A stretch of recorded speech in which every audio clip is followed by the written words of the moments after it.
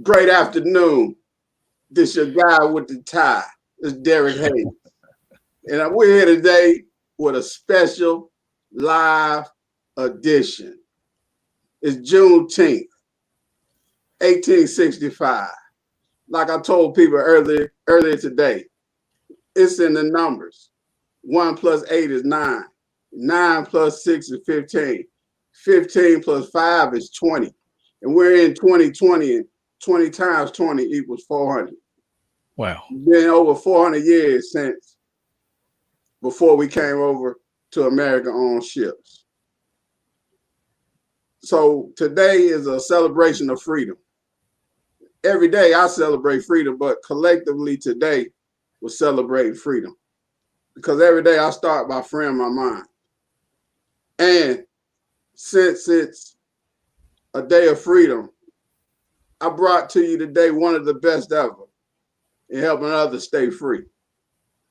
He goes by the name of Harold Michael Harvey. And I call today Freaknik Friday because he is the Freaknik attorney. And we're going to get into that. Like I said, I go by the name of the Entertainer. And I want you to follow me and subscribe to the things I'm doing because it's all positive. And I'm bringing you these great stories. I'm bringing you these great people. So follow me on @Entertainer on all social media platforms and even on Cash App. Like I mentioned today, the guy before us, the legend, the lawyer, the Freaknik lawyer on Freaknik Friday on Juneteenth. See, his story goes way back even before Rayshard Brooks, even before the situation at Wendy's. There was a time when black college students like me, say I'm an HBCU graduate, and I always like going to the Freaknik. This was way back when, even in the late 80s, early 90s, when it wasn't a Black Lives Matter movement, but it was a movement where the lives of black college students didn't matter. But there was one man in the Atlanta area, out of all the lawyers in Metro Atlanta, there was one. And he was a lawyer that stood up for the students. He goes by the name of Harold Michael Harvey. See, they were just boycotting H&M, right? But we got HM. And HM stands for Hayes is mentor. All right. He's in the building. As you see on the screen, you see the symbol of his book. He's the Freaknik lawyer. Go to his website, www.haroldmichaelharvey.com. Mr. Harvey, how you doing today? Oh, Entertainer, I am doing wonderful today. How about you today? Man, I'm blessed and not stressed, man. When you get to interview a legend, when you get to interview, one of your mentors, one of your elders, when you know, well, I'm humbled by that. Hey, I'm in heaven, man. I'm just, I'm rejoicing, because nobody has to talk to you.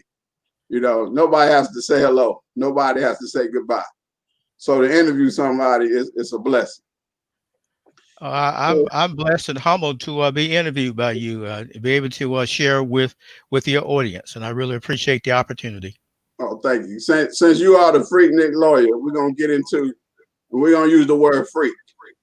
Okay. To tell your story about you and more about what you do, because a lot of times people see things happening and life goes by and they don't know who's the one that stood up for injustice. You always hear about Malcolm X, you hear about Martin Luther King Jr., you hear about, all these great figures, Al Sharpton, Jesse Jackson, but they need to learn more about Harold Michael Harvey.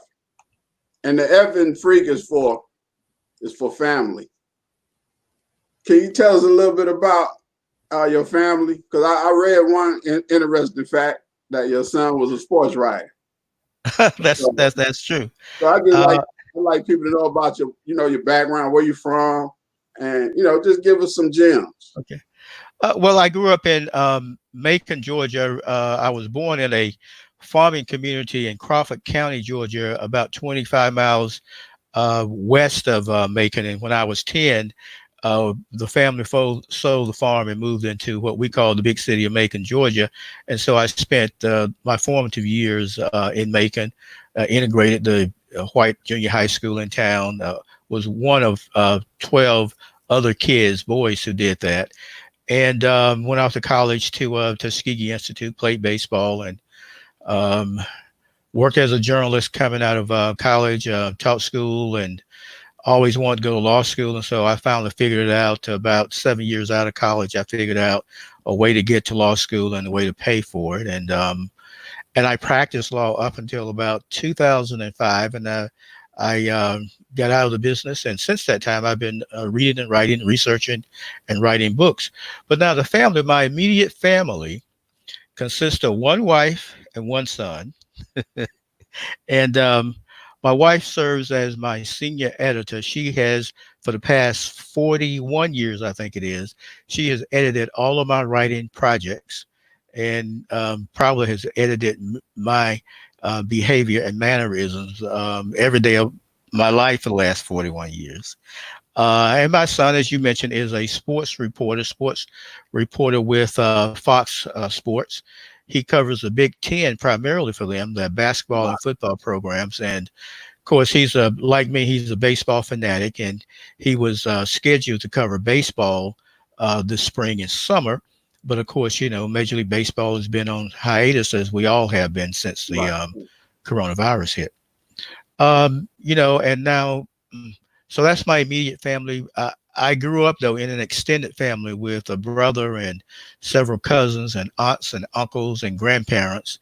Um, and we maintain a family chat where you know, we communicate on social media just with family members, so we get to understand who's pregnant, who's having a baby, who's getting married, who's finishing school, who has a new job, who got a raise, or whatever the exciting thing is in someone's life. And also we come together to pray for each other when there's sickness and illness in the family. My mother is the patriarch of the family.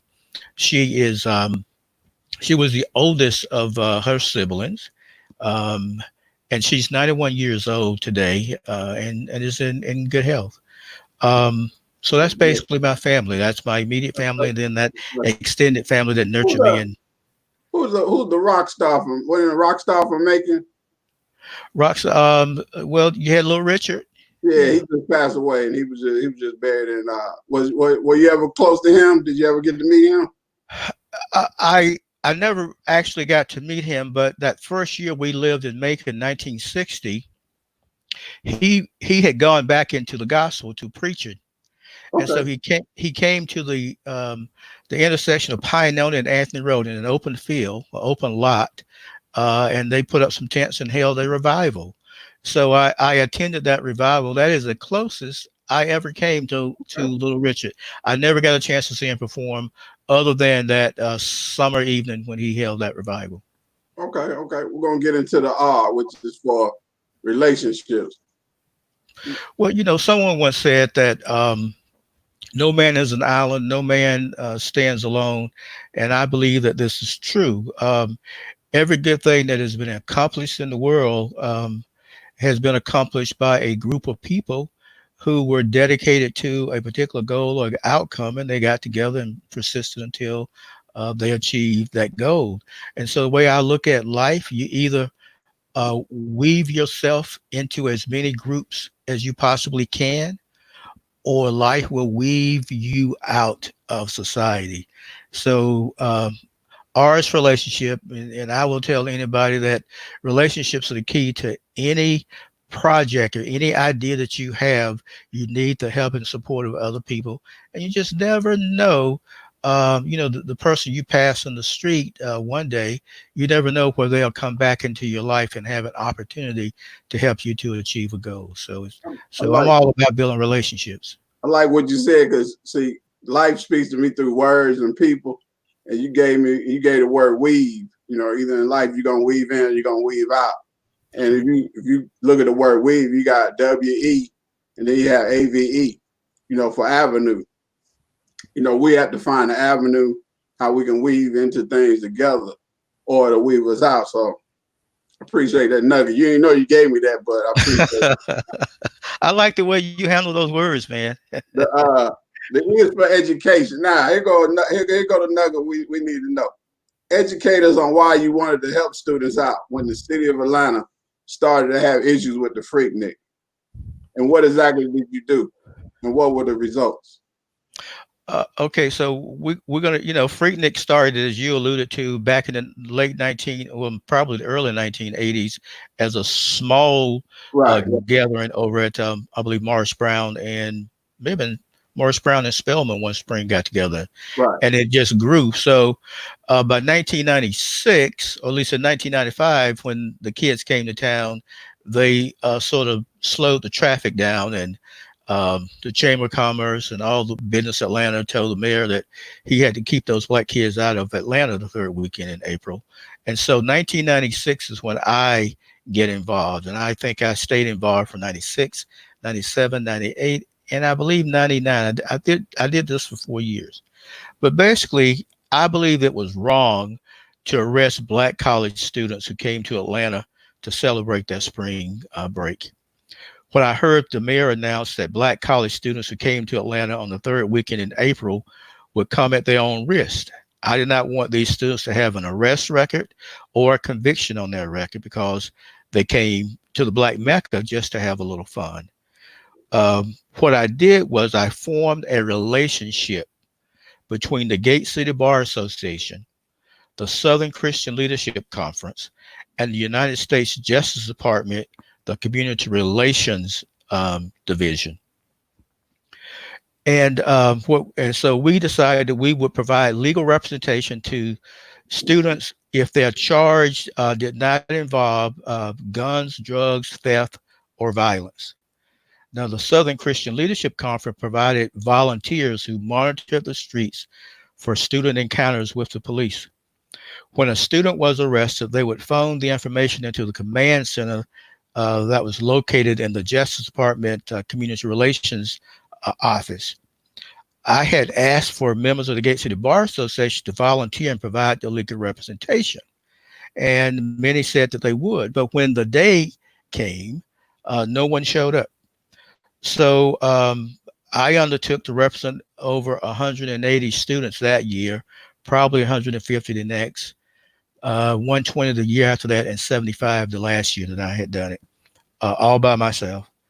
And so what I would do is, while we had the monitors on the ground, I then posted up in the city jail, and they would phone in information saying that so-and-so has been arrested, and gave me the particulars. I would locate that student, interview them, calm them down, reassure them that they weren't alone in this process, that they had help, that I was there to help them, and I would get them out as soon as I could. On some of the charges, I was able to immediately arrange bond and get those kids out of school.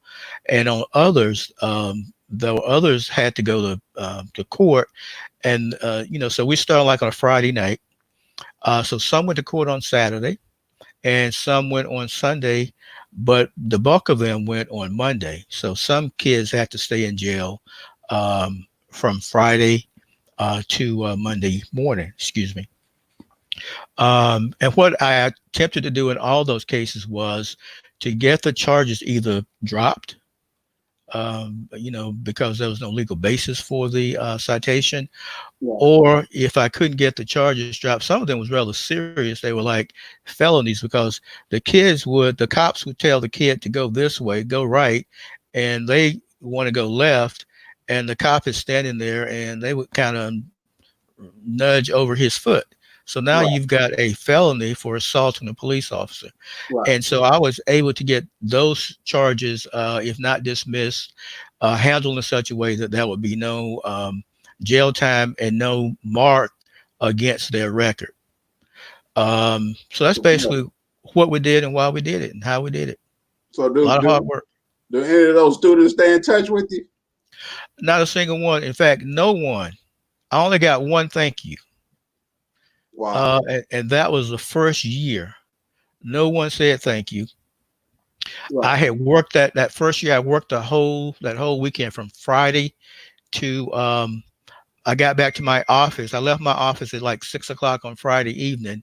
I get back to it at 10 p.m. Monday night, and I'm sitting there going through the mail that had come in on Friday because I was out of the office. I had a sentencing hearing in Walker County that morning, Friday morning, and so I had been out of the office on Friday, so I had Friday's mail, I had Saturday's mail, and I had Monday's mail. So I'm sitting there going through my mail late at night before I could finally get a chance to go home and get some sleep.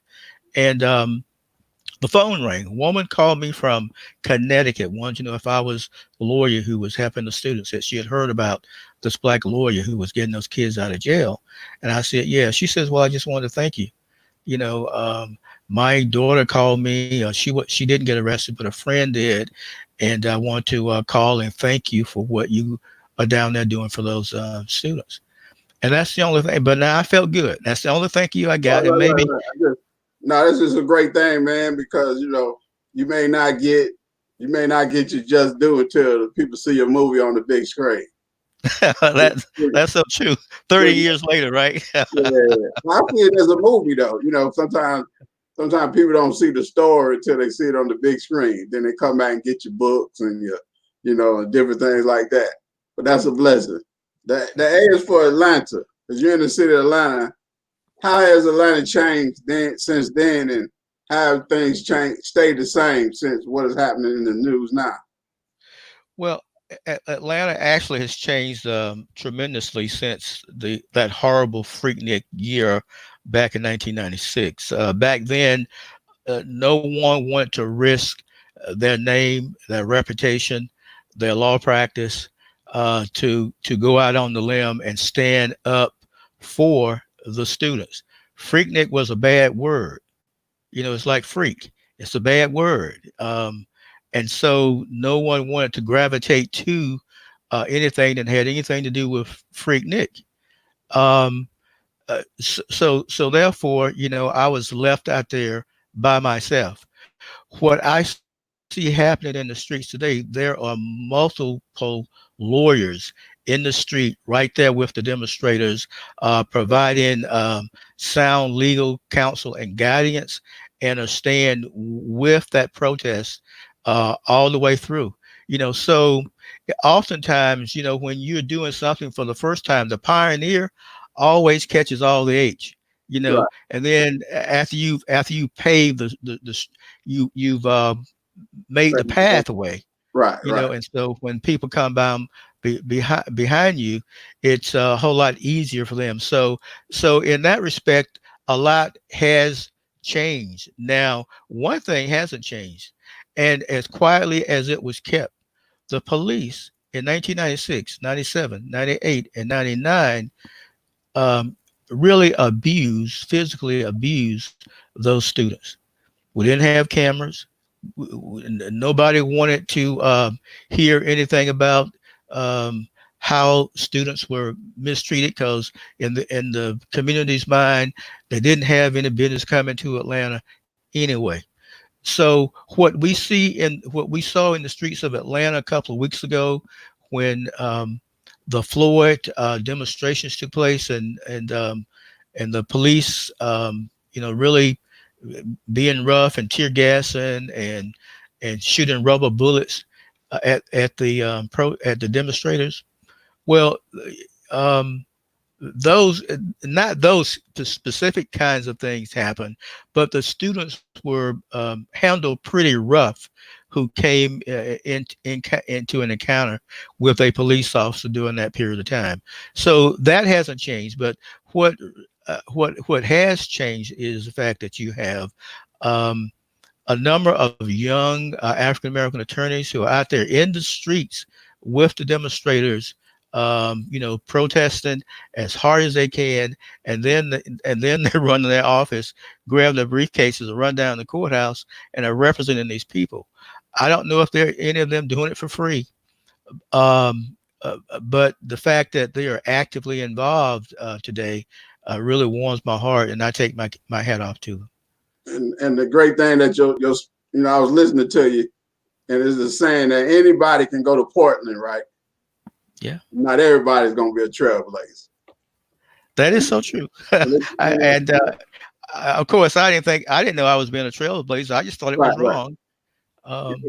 Yeah, and if you just tuning in, we're here with the Freaknik lawyer, Harold Michael Harvey, and the last point is K. K is for keys. What are some keys that you can leave others for success? Because everybody out there, like you mentioned earlier, you say you found a way not only to get in law school, but a way to pay for law school. So through your life, what are some keys to success that you can leave for others? Well, I believe there are 3 keys to success. Okay. One, I believe you should read a few books. 2, do a little thinking for yourself. And 3, persist, persist, persist. Once you have educated yourself on the plan or the process, you have to persistently pursue it until you obtain your goal, or until the last breath leaves your body. So read a few books, do a little thinking for yourself, and be persistent. Never give up. Never stop trying until you reach the goal, until the Lord says, "Well done, my good and faithful servant." And see, I'm gonna put what you just said into a formula for the people out there that just need a key word. What you're saying is, in order to get out of the trap, right, you got to use your own trap to capture success. Because you said you got to T is think, right? I'm running it back to you, so I don't want to. You said think, right? Right. You got to read, right? Got to read. And you got to persist. Got to persist. That spells out trap, my brother. If you want to get out of the trap, you got to listen to the scholar right here, the Freaknik lawyer, Harold Michael Harvey. And you can check him out on his website, haroldmichaelharvey.com. Now, before we close out, is there anything that you like to share? Anything you like to add? Nope. I mean, that's it. I mean, I like to thank you for having me on your show. Give me an opportunity to talk to your audience and to sort of explain what happened there. And of course, I wrote my memoir, which is entitled Freaknik Lawyer. And the subtitle is A Memoir on the Craft of Resistance. And so that comes back to the persistent thing. There's a craft to overcoming the resistance that you find in life from the goals that you have set for yourself. So there are always stumbling blocks. There are always things that you have to overcome. But there's a craft to resisting, those stumbling blocks and getting around them. And so what I do in my memoir is I start the day before I was born, and I run it up to 1999.